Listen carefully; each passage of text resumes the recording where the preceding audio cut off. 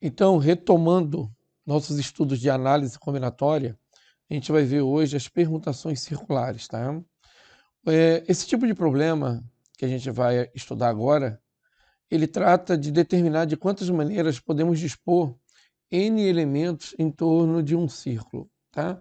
Então, vamos imaginar aqui um círculo, ou uma curva, né? Não necessariamente precisa ser exatamente um círculo, mas uma curva, e aí aqui a gente tem alguns elementos em volta dele. De quantas maneiras diferentes a gente pode dispor elementos em torno de uma curva, tá? Isso a gente chama de permutações circulares. O total desses agrupamentos de uma permutação circular, ele é indicado por essa ideia aqui, ó. Vamos chamar de permutação circular, tá? De n elementos, tá? Igual, é bem simples, a n menos 1 fatorial, tá? Então, para calcular a quantidade de agrupamentos em torno de um círculo, basta pegar o número de elementos que se tem, subtrair 1 e a gente faz o fatorial disso. Vamos treinar um pouquinho só para a gente perceber. Uma questão bem direta, tá? De quantas maneiras 7 crianças podem ocupar 7 lugares? 7 crianças, 7 lugares de um carrossel. Então, a gente vai ter uma curva, né? Em torno dessa curva, nós vamos colocar, então, 7 crianças. Então, aqui seria a nossa curva.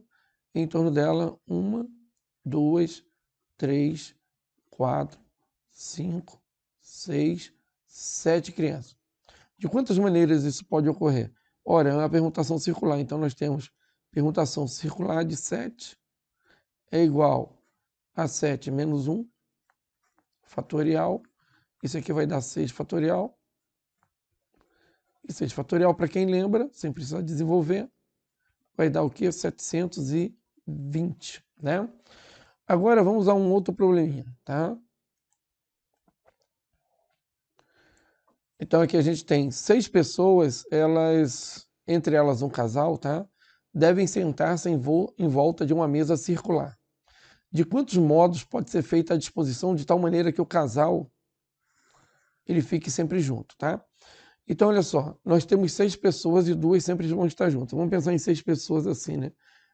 Pessoa 1, vamos colocar a 2, a 3, a 4, a 5 e a pessoa 6. E 2 delas, então nós temos 6 e 2 delas sempre juntas. Então, vamos pegar essas 2 primeiras aqui e vamos colocá-las sempre juntas. Então, na verdade, a gente vai ficar com um grupinho e a gente vai tratar como uma pessoa esse grupinho. Só que elas podem mudar de posição entre elas quando forem sentar. Então, a gente tem um evento aqui que dá para dividir ele em 2 etapas. Tá? O nosso evento aqui, nós podemos dividir ele em 2 etapas. Etapa 1. Etapa 1. P1 e P2, eles trocam de posição entre eles. A pessoa 1, que é o casal, eles trocam de posição entre eles. Para isso acontecer, nós temos então um arranjo 2-2, nesse caso aqui, ou uma permutação de 2 elementos. Tá? Então a gente podia trabalhar aqui com a permutação de 2 elementos. E a gente tem agora a permutação circular deles, porque na verdade eles estão em torno de uma mesa. E aqui vai uma pessoa, aqui vai outra, aqui vai outra, aqui vai outra, e aqui o casal vai ficar junto. Ó. Um senta do lado do outro, tá? Claro, em bancos separados, só estou colocando os dois juntos aqui para dar uma ideia. Eles trocam de posição entre eles, mas os 5, eles vão trabalhar comum, os 5 estão formando uma permutação circular. Então, na etapa 2, a gente vai trabalhar com a permutação circular de 5 elementos, que vai dar 5 menos 1, 4, 4 fatorial. Tá? Como nós temos um evento formado por 2 etapas, elas são independentes, então o total ele é dado pelo produto das 2 etapas. Então o total ele de possibilidades é dado pela permutação dos 2 vezes a permutação circular dos 5. Isso vai dar igual, a permutação dos 2 é 2 fatorial, E a permutação dos 5 a gente já calculou aqui, calculou não, já chegou no 4 fatorial.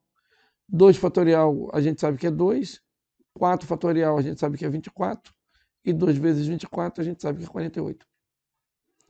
Então tem 48 maneiras diferentes da gente colocar essas 6 pessoas em torno de uma mesa, onde o casal fique sempre junto, tá?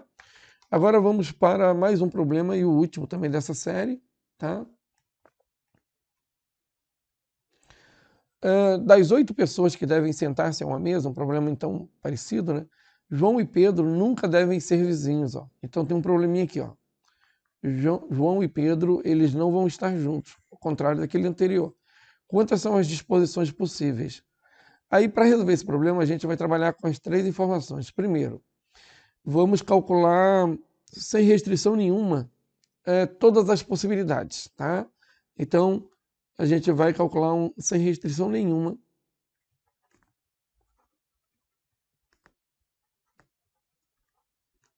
Sem restrição, nós vamos calcular uma permutação circular de 8 pessoas, que vai dar 8 menos 1, né? 7 fatorial. Então, esse aqui é o total de possibilidades que a gente tem, com problema ou sem problema. Agora, vamos imaginar, como na anterior, que os dois estão juntos. João e Pedro.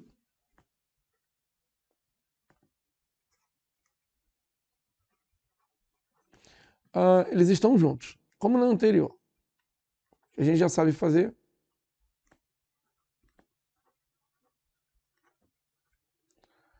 Então, a gente pode dividir isso aqui em 2 etapas, né?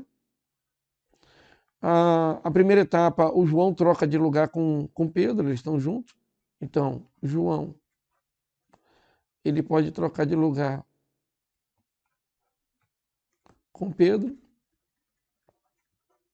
E para isso acontecer, a gente viu na questão ali de trás que isso aqui é uma permutação 2, o que vai dar 2 fatorial. E aí a gente pode pegar o João e o Pedro, que estão juntos, e mais 8 pessoas, no total os dois estão dentro, então são 6. Então seria assim, né? Vamos imaginar o João, o Pedro, e mais a pessoa 1 aqui, a pessoa 2, só afastar um pouquinho, a 3, a 4, a pessoa 5 e a pessoa 6. Esses dois carinhas aqui estão juntos. E a gente então calcularia essa permutação circular, como anteriormente a gente fez. Só que vai dar uma permutação circular de quantas pessoas?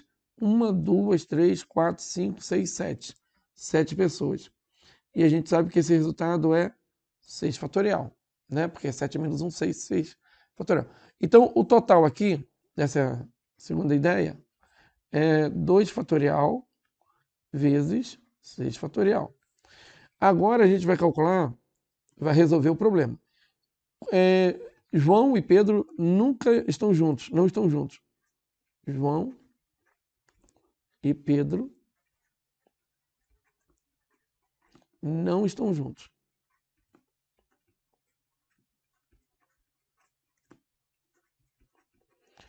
Veja bem, se a gente tem 7 fatorial, o que é o 7 fatorial, pessoal?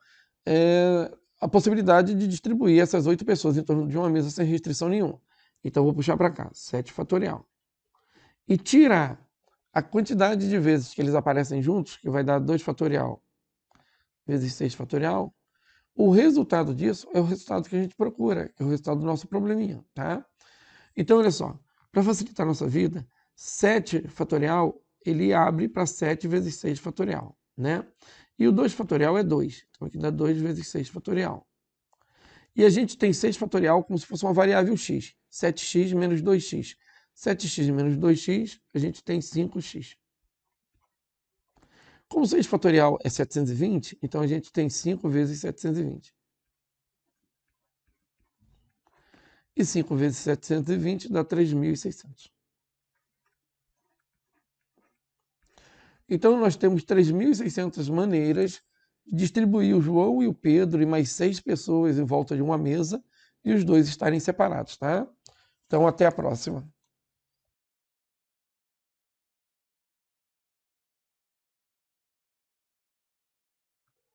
Pessoal, nessa aula a gente vai ver os arranjos com repetição, tá?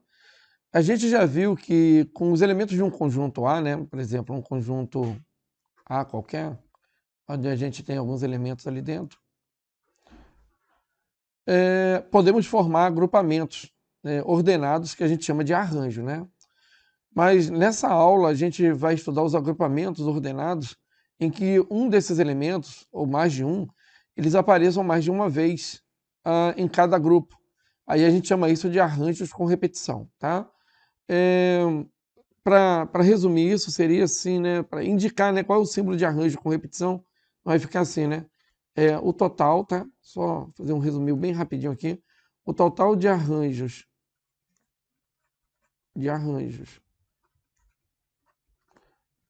com repetição de n elementos, n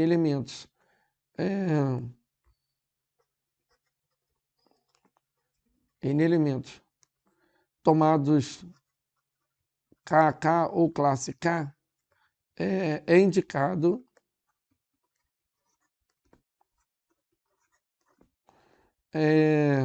por arranjo, repetição, n elementos tomado KK, tá? A fórmula disso a gente vai perceber fazendo aqui um exercício para treinar, tá? A gente chega então na expressão que é a fórmula disso. Aqui a gente tem, consideremos o conjunto A com os elementos 6, 7 e 9, né? Escreva todos os números de dois algarismos, tá? Que podemos formar com esses elementos aí, dois algarismos. Então a gente pode formar o 66, porque agora pode repetir, né? O 67 e o 69, né? O 69. A gente pode pegar o 76 agora, o 77, porque pode repetir, e o 79. E agora a gente vai pegar o 96, o 97, começando com 9, né? 96, 90, e o próprio 99. Então temos aqui, temos 9 arranjos.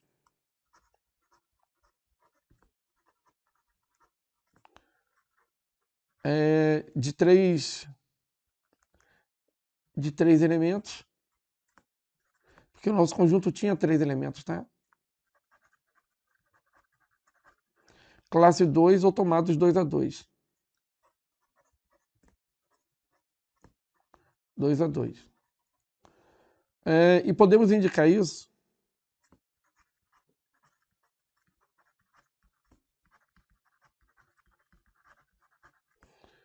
por arranjo com repetição de 3 tomados 2 a 2. E esse resultado a gente percebe que é 9. 9. Podemos usar o princípio fundamental da contagem para a escolha do primeiro algarismo, porque a gente tem 3 possibilidades. E como podemos repetir a escolha do segundo, temos também 3 possibilidades. Então a gente podia pensar assim, algarismo que a gente quer escolher aqui, o algarismo, formar, perdão. O algarismo que a gente quer formar, o algarismo na primeira posição. E depois o algarismo na segunda posição, tá? Vamos colocar uma caixinha aqui.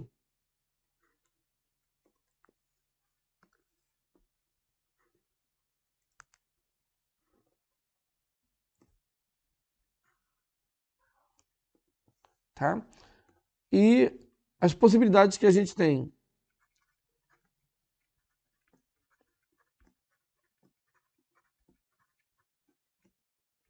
Para a primeira posição, a gente tem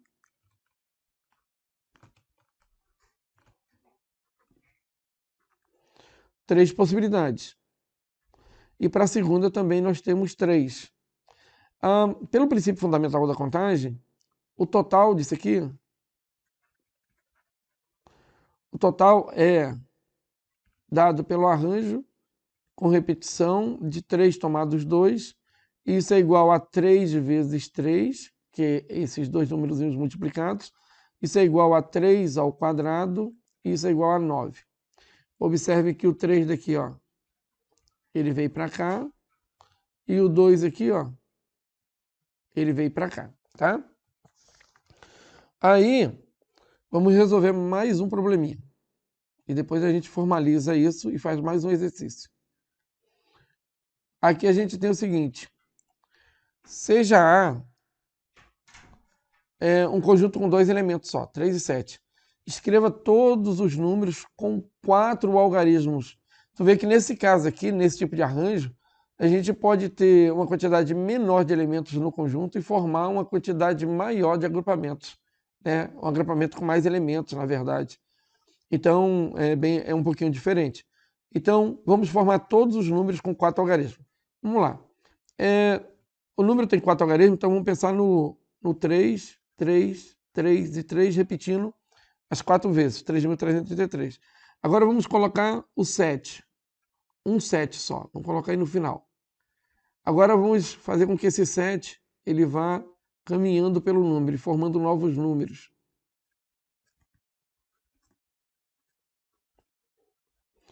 Agora vamos colocar 2 sets, né? Então, eu tinha 4, 3, agora eu estou com 3, 3, agora 2, 3.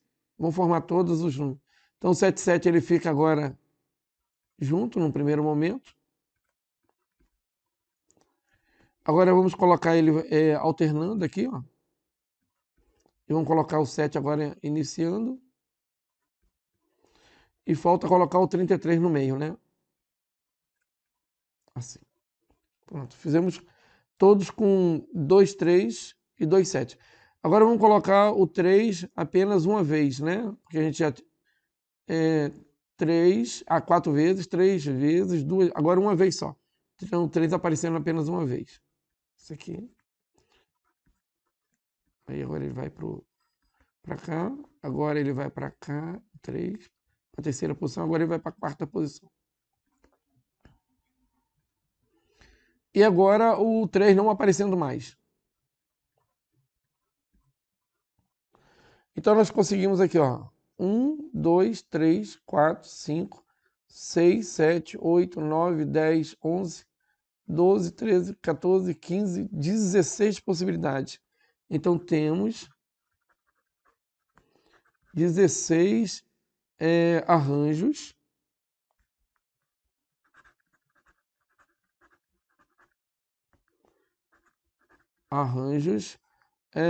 de elementos tomados 4 a 4.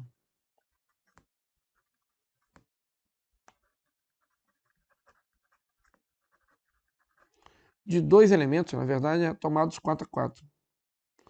De 2 elementos tomados 4 a 4.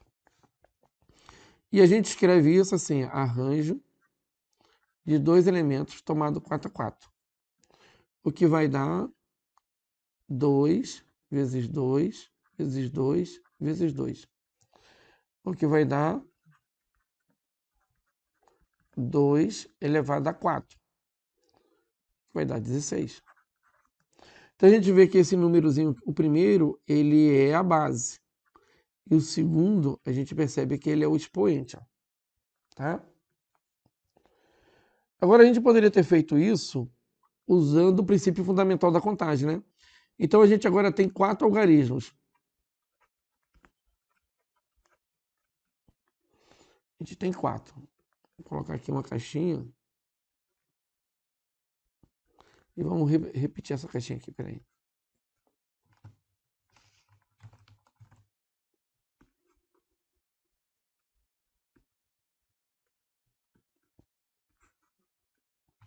Isso aqui são as posições dos números, tá?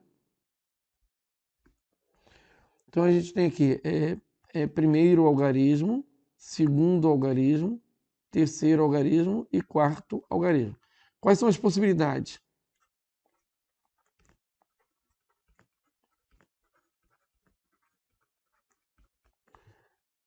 Aqui.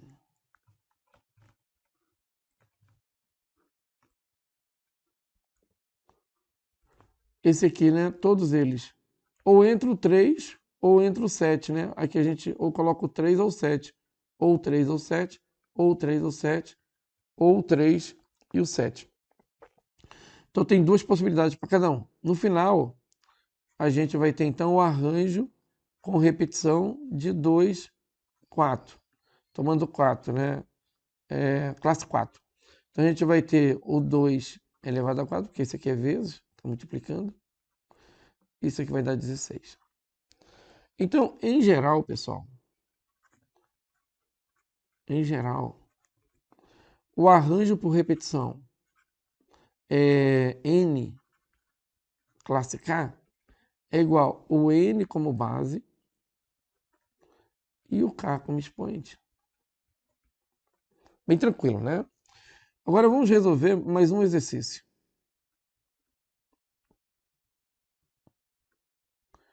Quantos números de 3 algarismos podem ser formados com os algarismos? Números com 3 algarismos, tá? Primeiro, segundo, terceiro algarismo. Podem ser formados com os algarismos 0, 2, 3, 7, 9. Não tem mais a palavra distintos, né? Que normalmente aparece quando a gente não quer que os números não apareçam duas vezes ali. O algarismo não apareça duas vezes, não haja repetição. Quando não tem a palavra distintos, então haverá repetição, tá? Fica bem ligado nisso. Agora, como é que a gente pode resolver isso? Deixa eu passar uma linha aqui. E vamos resolver isso de duas maneiras. Vamos chamar de solução 1 e vamos chamar de solução 2. Na solução 1, a gente vai utilizar,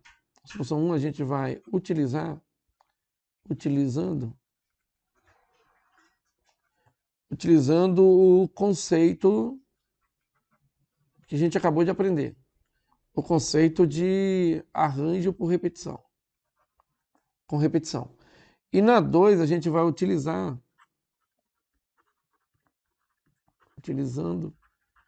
o princípio fundamental da contagem, tá?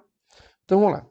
Na primeira a gente imagina assim, eu tenho 3 algarismos, então vamos lá, vamos pensar em 3 posições. Primeira posição, segunda posição, terceira posição. Aí, como é utilizando o arranjo com repetição, e a gente tem 1, 2, 3, 4, 5, então nós poderemos colocar 5 aqui nessa posição, 5 possibilidades nessa primeira. Se a gente fizer como o anterior, né? Esse é o primeiro algarismo, esse é o segundo algarismo, esse é o terceiro algarismo.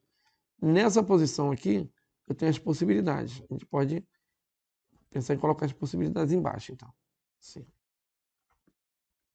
Aqui são os algarismos, vou colocar aqui, ó. E aqui são as possibilidades. Então, nesse caso aqui eu tenho 5 possibilidades, aqui eu tenho 5 e aqui eu tenho 5. Então, se multiplicar isso aqui, a gente está resolvendo um arranjo com repetição de 5, 3, né? O que vai dar classe 3, porque o 3 é a classe. Vai dar 5 vezes 5 vezes 5, que é 5 a terceira. A gente poderia ter usado isso aqui como base, isso aqui como expoente, que vai dar 125. Só que tem um probleminha, né? Alguém já deve estar pensando assim, tá, mas tem um problema. Eu não posso ter zero na primeira posição. Então, nesse caso aqui, a gente trabalha formando todos, e aí agora a gente pega e pensa isso, né? Peraí, então, se eu colocar o zero aqui na frente, eu estrago tudo. Eu não posso ter o zero iniciando. Mas eu agora vou construir todos que começam com zero. Ora, todos que começam com zero, esse aqui já é fixo. Eu tenho que extrair aqui de cima. Esse aqui seria a segunda posição, porque a primeira está ocupada com zero. E essa aqui seria a terceira posição. Esses seriam os algarismos. E quais seriam as possibilidades? Aqui nós teríamos uma possibilidade.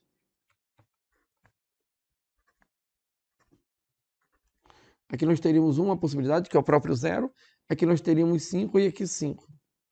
Então, nesse caso aqui, nós teríamos um arranjo com repetição de 5, classe 2, porque a primeira já está ocupada pelo zero. O que daria, nesse caso aqui, 5 vezes 5. 5 ao quadrado é 25. Bom, agora a gente precisa tirar isso que está aqui dentro. Então, o total aqui ele é igual a 125 menos 25, que é igual a 100. Tá? Então aqui eu usei o arranjo com repetição, e agora a gente vai usar o princípio fundamental da contagem. Então, no princípio fundamental da contagem, a gente pensa assim: eu tenho 3 posições, primeiro algarismo, segundo e terceiro algarismo, e as possibilidades aqui embaixo.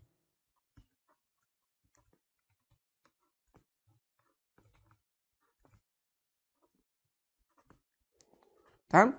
E as possibilidades da primeira posição, aí vamos lá, não pode entrar o zero, né? Porque senão a gente não forma número com 3 algarismos, e sim com 2. Então nós temos na primeira posição 1, 2, 3, 4 números brigando por essa posição, tá? Só colocar um pouquinho mais baixo aqui.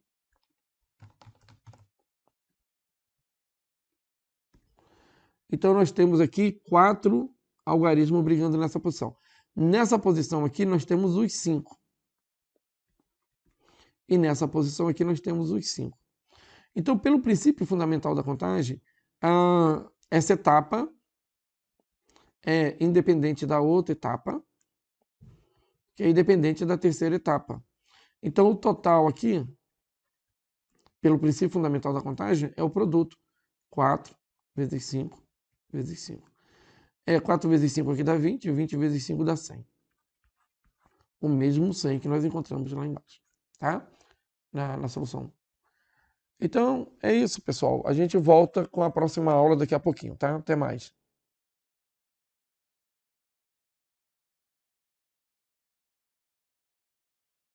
Bom, agora vamos iniciar nosso estudo da geometria plana, tá? A geometria plana ela é importante em vários outros campos da matemática e a segunda apostila está recheada de conceitos que vão ser aplicados da geometria plana, mas ela estuda, na verdade, a estrutura no plano, tá? Para que vocês tenham ideia, a gente vai estar trabalhando no plano, a partir de conceitos primitivos que nós vamos ver logo em seguida. Estuda ainda a construção das figuras, é, as propriedades dela, né, as formas, o tamanho dela, a área e o perímetro. Então, depois a gente vai estar utilizando a geometria plana no estudo da geometria espacial métrica e na geometria espacial de posição. E também a gente vai partir depois para a geometria analítica e também a trigonometria, tá? Se baseia nos conceitos da geometria plana. Então vamos começar nossos estudos. Eu vou estar passando para vocês agora vários conceitos, tá?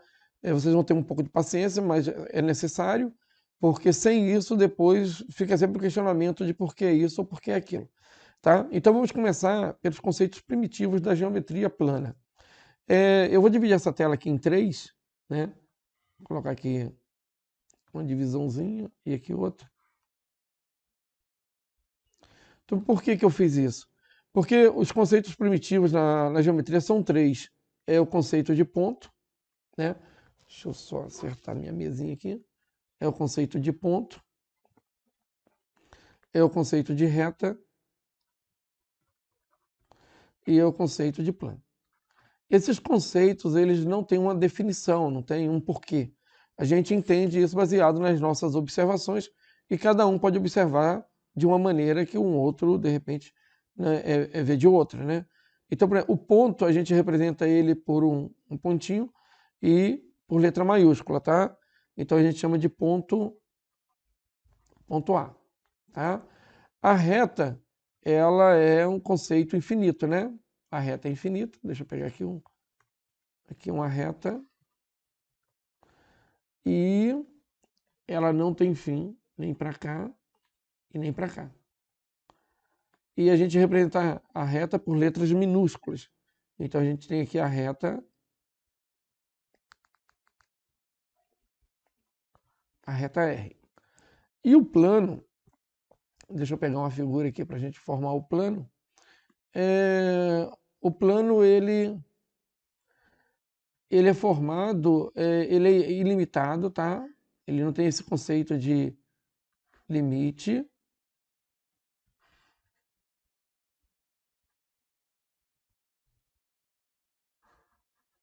Tá? Então aqui a gente tem o plano, normalmente a gente usa as letras gregas para representar o plano. aqui a gente tem o plano alvo. Apesar dele estar limitado aqui, isso aqui é infinito, ele está crescendo para todas as direções, tá? Ele não tem fim. A gente coloca o símbolo dele limitado, mas isso aqui na verdade é um polígono, a gente vai ver isso logo em seguida, tá? Então esses são os três conceitos primitivos da geometria, que a gente vai formar todos os conceitos a partir desses três aqui, tá? Então vamos lá. O que é um segmento de reta, né?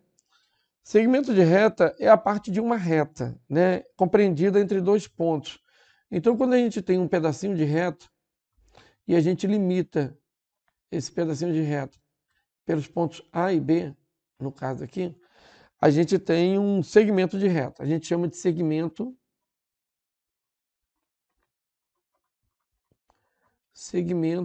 AB com tracinho em cima, tá? Poderíamos representar por BA também, não tem problema nenhum, tá? E o comprimento desse segmento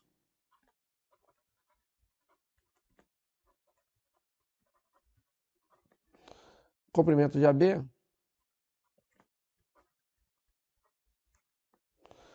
a gente indica assim, né? AB igual, eu vou colocar aqui uma medida A para ele. A. Tá? Então isso é um segmento de reta. E esse é o símbolo, tá?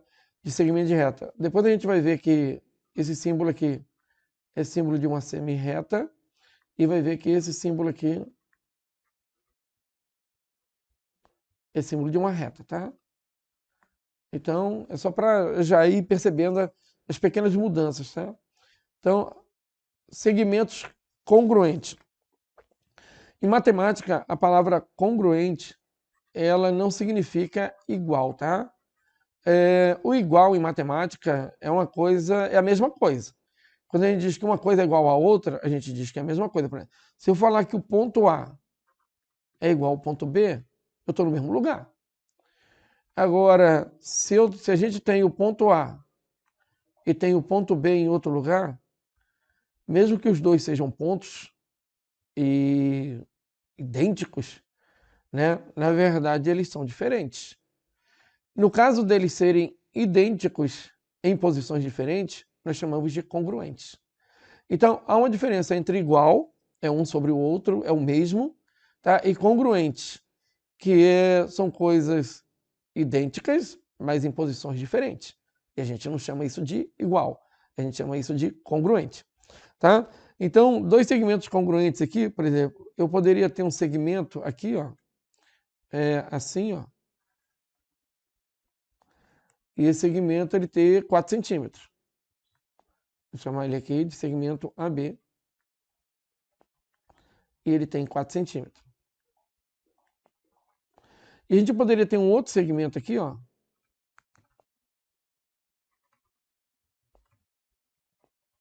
CD. Também de 4 centímetros. Então nós não podemos falar que eles são iguais. Porque o AB está subindo aqui, ele está inclinado. E o CD ele está aqui praticamente numa horizontal. Então como é que a gente pode dizer que isso é igual a isso?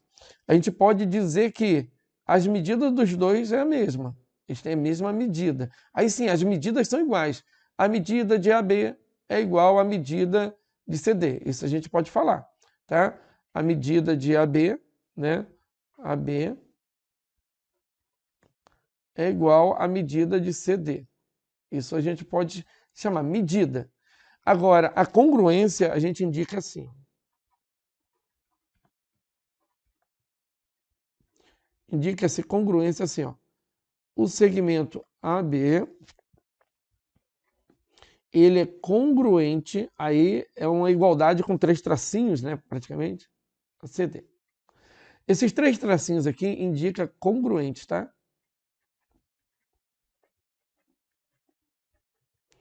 E congruentes não impõe que eles estão no mesmo lugar. Impõe apenas que eles são do mesmo tamanho em lugares diferentes. Se eles estivessem no mesmo lugar, a gente ia dizer que eles são iguais. Congruentes iguais, no caso, né? Então vamos para mais uma ideia. Alguns postulados, tá? Eu vou dividir essa tela em duas e depois eu vou dividir em mais duas, tá? Vamos começar aqui dividindo em duas, se der para colocar tudo aqui. Vamos lá. Pessoal, o que é um postulado, né? O postulado e o axioma em matemática, eles acabam se confundindo, tá? Os dois acabam se confundindo. O axioma são verdades iniciais. E acaba que os postulados entram nessa como sendo praticamente a mesma coisa. Tá? Eu não vou ficar aqui tentando diferenciar um do outro, porque em matemática, quando fala em axioma e postulado, a gente está falando praticamente da mesma coisa. Então, para vocês terem uma ideia, são verdades que a gente aceita, são sentenças, verdades que a gente aceita sem precisar provar ou demonstrar. É mais ou menos assim, imagina uma reta, né? Imagina uma reta. Aí a gente sabe que uma reta ela é infinita, os dois lados, tá? Então a gente pode falar assim, na reta e fora dela, existem infinitos pontos. Então quando a gente diz que na reta e fora da reta existem infinitos pontos, isso se chama um postulado. A gente dá o nome disso de postulado. Na reta e fora dela existem infinitos pontos. É fácil de perceber. Um outro postulado que é fácil de entender também é, por dois pontos distintos, então, por dois pontos distintos, um ponto A aqui e um ponto B aqui, é possível a gente traçar uma e somente uma reta. Tá? Por dois pontos distintos, é possível traçar uma e somente uma reta. Esse também é um postulado. Então, postulados são coisas que a gente percebe, não precisa demonstrar, está na cara e é óbvio, tá? É uma coisa que é óbvia. Então, eu vou colocar alguns postulados aqui que eles são importantes, tá? No caso aqui, a gente tem uma reta, e uma reta ela é infinita para os dois lados. E eu vou colocar dois pontos aqui nessa reta. E agora a gente vai marcar um ponto qualquer aqui e vamos dar o nome desse ponto de O. Observe que o ponto O, ele divide a reta, que era a reta AB. Olha só, a gente tinha a reta AB. E a gente representa assim, reta AB. E aí, o que o ponto O fez? Ele dividiu a reta B em duas semirretas. Então, agora a gente tem semirretas.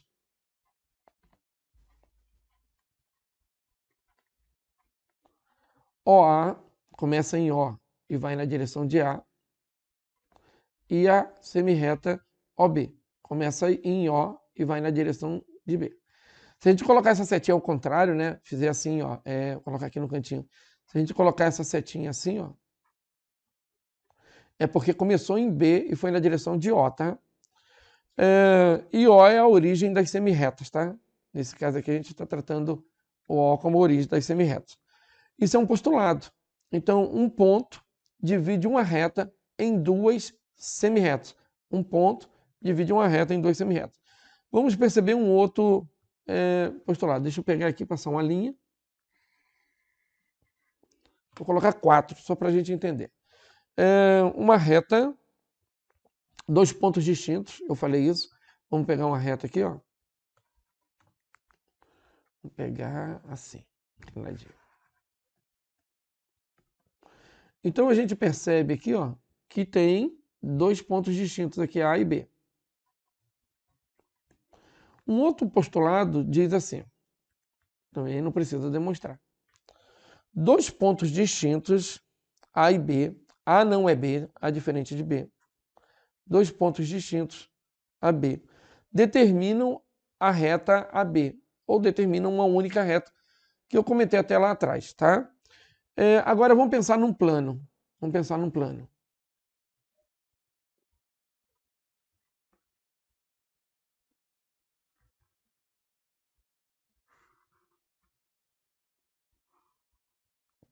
Vamos chamar esse plano aqui de plano alfa.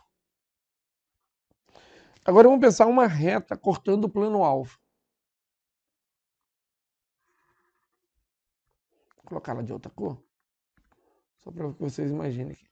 Essa reta ela é infinita, então ela está cortando o plano alfa aqui.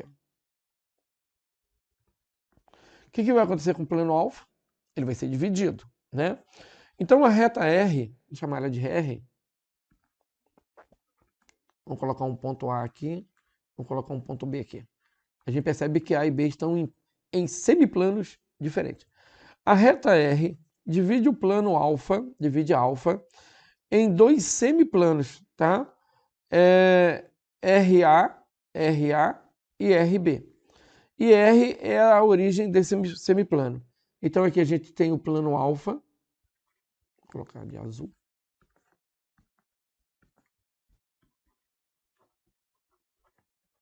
Aqui a gente tem um plano alfa e os semiplanos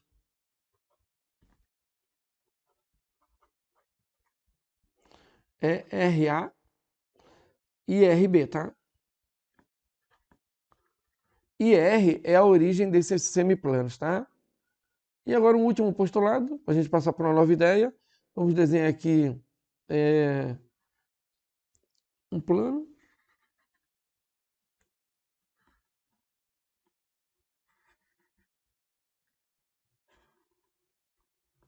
Tá? Aqui vamos chamar de plano alfa. E vamos colocar 3 pontinhos aqui. Pontinhos não colineares. Pontinhos não colineares é porque eles não estão na mesma reta, tá? Então aqui, ó, 3 pontos não colineares, são pontos que não estão na mesma reta, ABC, determinam um único plano. Isso aqui a gente tem que guardar, tá? Porque lá na frente, na geometria espacial de posição, isso aqui vai ser um dos casos que determinam um plano. Nós temos 4 casos de determinação de plano, e esse é um deles, tá? E é importante para a gente. Pessoal, eu queria trabalhar esses postulados, tem muitos outros, tá? Mas esses aqui são importantes para que vocês comecem a entender um pouquinho da geometria. Agora vamos para a ideia de ângulo. O que é ângulo, né? Vamos imaginar um ponto, tá? Vamos começar por um ponto. Vou chamar esse ponto de ponto O. Vou chamar esse pontinho de ponto O. O que é ângulo? Ângulo é a união de duas semirretas. A gente já sabe o que é uma semirreta. Semirreta, ela parte de um ponto. Deixa eu só colocar aqui. Apertar um botão, porque senão não sai. Semirreta, então, ela parte de um ponto e segue apenas uma direção. Então, o que é ângulo? Ângulo é a união de duas semirretas, ou a reunião de mesma origem. Vamos colocar o ponto A aqui, vamos colocar o B aqui. Observem que, e aqui está o ângulo formado entre essas duas semirretas. Então, a gente pode falar que aqui os lados do nosso ângulo são os lados OA, que é a semirreta, e OB, que é outra semirreta também. A gente percebe que esse ângulo ele tem um vértice, que é o vértice O, tá? A notação, como é que a gente vai fazer a notação do ângulo, né? A gente pode fazer a notação do ângulo assim, né? O ângulo AOB, tá? Ou a gente vai falar que é o ângulo AOB, tá? No decorrer, né, a gente vai perceber que tem outras formas que a gente acaba fazendo a notação do ângulo. E a medida dele, como é que a gente faz? A gente chama de medida do ângulo AOB. Aqui é tudo junto. Coloquei muito afastado. Medida do ângulo AOB, que no caso lá é θ, tá? Aquela letrinha lá. Ou a gente pode também dizer que a medida de AOB é igual a θ. Normalmente a gente fala direto, né? Assim, né?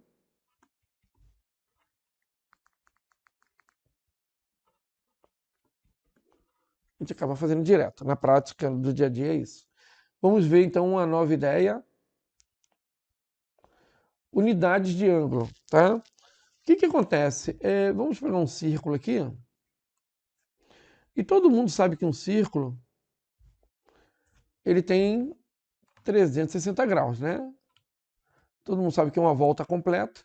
A gente chama de volta completa.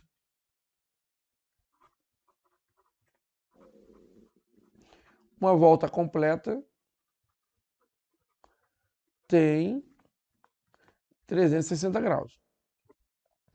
Agora imagina o centro desse círculo, né? e imagina uma linhazinha aqui. Agora imagina que esse círculo aqui, essa circunferência no caso, ela foi dividida em 360 partes. Então deixa eu pegar uma linhazinha aqui, ó, e fazer um ângulo bem pequenininho aqui. Opa, deixa eu tirar isso aqui. Pegar uma linhazinha bem... Tá? Imagina que essa medida que a gente está vendo aqui dentro, bem pequenininha, ela é bem menor do que isso, não tem como eu fazer um desenho, é 360 graus dividido por 360. Ou seja, eu vou dividir isso em 360 partes. É a mesma coisa que 360 lá em cima vezes 1 grau dividido por 360 e corta os 360 com os 360 e sobra 1 grau. Então, ao dividir 360 graus por 360, vai sobrar 1 grau, tá? Esse 1 grau, então, é esse ângulo pequenininho que a gente está vendo aqui. Esse ângulo pequenininho que a gente está vendo aqui. Eita, não deu certo. Deixa sem pintar. Esse ângulo menorzinho aqui, ele é chamado de ângulo de 1 grau, tá? Deixa eu só escurecer isso aqui que eu acho que vai dar. Pera aí, mas deixa eu colocar. Deixa eu colocar de vermelho aqui. Agora deu. Tá? O que vocês estão vendo em vermelho ali é o ângulo de 1 grau, porque é 360 dividido por 60. Claro, é bem menor do que isso, mas não tem como fazer isso aqui, né? Porque senão a gente teria dificuldade até para enxergar ele. Os submúltiplos desse cara,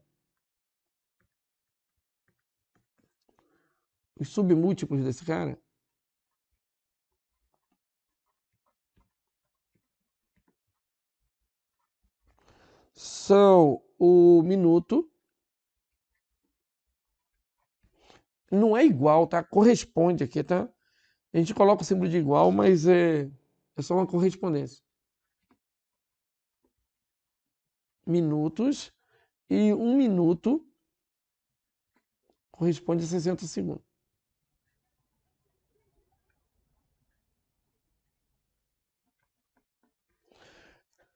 Então, a medida de 1 grau é uma medida pequenininha, né? E os submúltiplos dele são menores ainda, tá? 1 grau tem 60 minutos e 1 minuto tem 60 segundos, tá? Vamos então a uma nova ideia, que é a bissetriz de um ângulo. O que é a bissetriz? Vamos imaginar aqui um ponto, vou chamar de ponto O, e vamos imaginar agora duas semirretas. O que a gente está construindo? Um ângulo. Então a gente acabou de construir um ângulo, né? Vamos chamar aqui de A. E vamos chamar aqui de B. A bissetriz de um ângulo é a semirreta que vai partir da mesma origem aqui, né, do ângulo, tá? E formar com seus lados ângulos de medidas iguais. Então, a gente vai pegar aqui uma semirreta. E essa semirreta vai dividir o ângulo que a gente tinha antes em outros dois ângulos aqui, ó, de mesma medida, tá? E vou chamar aqui de P. Então, olha só, OP, que é a semirreta, é bissetriz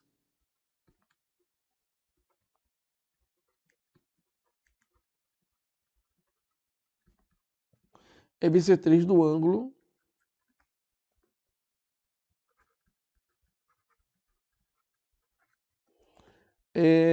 AOB.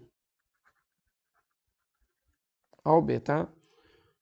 A gente pode, então, dizer que a medida do ângulo AOP é igual à medida do ângulo. Tu vê que é igual porque é numérico isso, tá? Do ângulo POB. Então, POB e AOP tem a mesma medida e a bissetriz é a linha, que é esse segmento de reta que faz isso, tá? Classificação dos ângulos quanto à medida. Então, olha só. Vamos dividir aqui em 3 telinhas.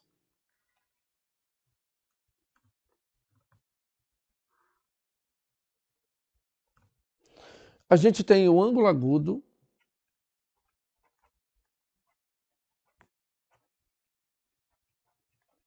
o ângulo reto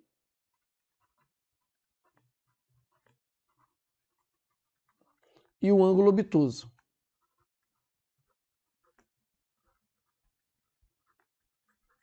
Ângulo obtuso. O que é o ângulo agudo? Então vamos lá. Vamos imaginar o vértice aqui, o vértice O, e agora vamos pegar 2 segmentos de reta aqui. 2 semirretos.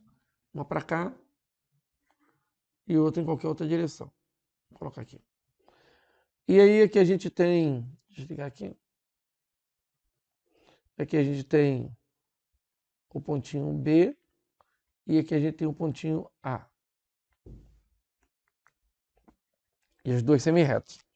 Observe que esse ângulo aqui, ó, vou chamar ele de ângulo beta. Beta. Deixa eu pegar aqui uma reta, uma régua. Deixa eu colocar aqui 90 graus. Deixa eu puxar isso para cá. Vou colocar aqui. Observem que aqui você teria o ângulo de 90 graus com essa reta aqui, ó. Observem que beta é menor do que 90. Observe que beta é menor do que 90. E beta não pode ser zero, tá? Tem que ser maior do que zero. Então, pessoal, o ângulo agudo é aquele ângulo cuja medida é maior do que zero e é menor do que 90, tá? A isso a gente dá o nome de ângulo agudo. O ângulo reto, vamos imaginar um pontinho aqui, ó. Um pontinho O. E vamos imaginar, então, 2 semirretas aqui. Uma nessa direção e uma nessa direção aqui. Esse ângulo que a gente acabou de montar, ele é um ângulo que a gente representa ele por esse símbolozinho aqui, ó. Esse pontinho aqui. Esse símbolo e esse pontinho, ele indica um ângulo de 90 graus, tá? É aquele cuja medida é 90 graus. Então, beta, nesse caso aqui, mede 90 graus. Agora, o que é o ângulo obtuso, né? O ângulo obtuso, vamos pensar num pontinho aqui. E vamos pensar em 2 retas aqui, semirretas.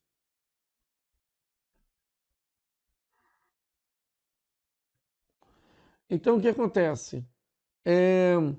Vamos colocar aqui o 90 graus aqui como base.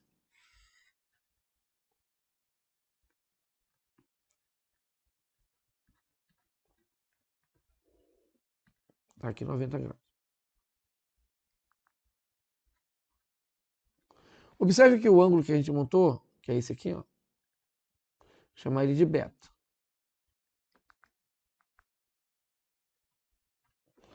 Observe que beta, ele é maior que 90 graus. E ele não é maior que 180, ele é menor. Então, o ângulo obtuso é aquele cuja medida é maior que 90 e menor que 180 graus, tá?